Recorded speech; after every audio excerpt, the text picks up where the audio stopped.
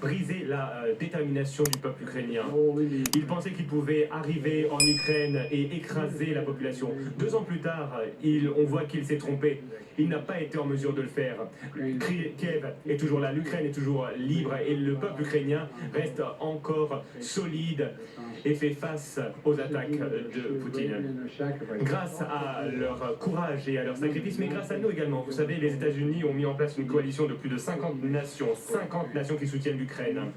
Nous avons unifié et étendu l'OTAN. On ne peut pas faire marche arrière. Et Poutine pense qu'on va abandonner. Et donc, je vais parler à mes collègues du G7, à nos collègues de l'Union européenne, à l'OTAN aujourd'hui. Et j'annonce plus de 500 nouvelles sanctions.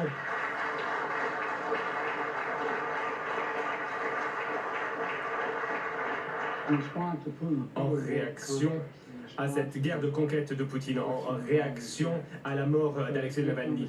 Il ne faut pas se tromper. Poutine est responsable de la mort de Navalny. Hier, j'ai rencontré la fille et la veuve de Navalny en Californie, où la fille de Navalny étudie.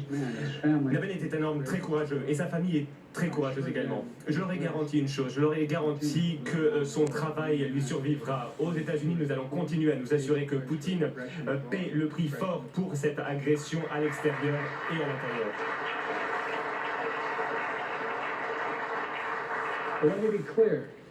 Mais je tiens à être clair sur une chose. La Chambre des représentants doit voter cette loi bipartisane sur la sécurité qui permet d'apporter un financement à l'Ukraine.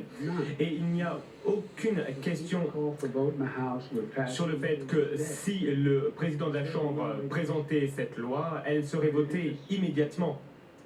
Au lieu de ça, il préfère jouer la montre.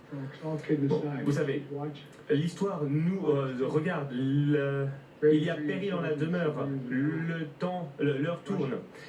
La Russie, depuis plusieurs mois, la Russie reprend des territoires ukrainiens pour la première fois depuis plusieurs mois. Il faut résoudre ce problème. Nous devons continuer à soutenir l'Ukraine, sinon l'histoire ne nous le pardonnera jamais. Si nous n'agissons pas, si nous n'aidons pas l'Ukraine, il y aura des conséquences sur les années à venir. Je vous encourage donc, si vous êtes d'accord avec nous, et je sais que vous êtes nombreux à être d'accord avec nous, je vous encourage à demander à vos représentants d'exiger que cette loi soit présentée au programme. Il faut montrer, il faut prouver que les États-Unis sont fiables. Les États-Unis représentent la liberté. On ne se soumet à personne, surtout pas à Poutine.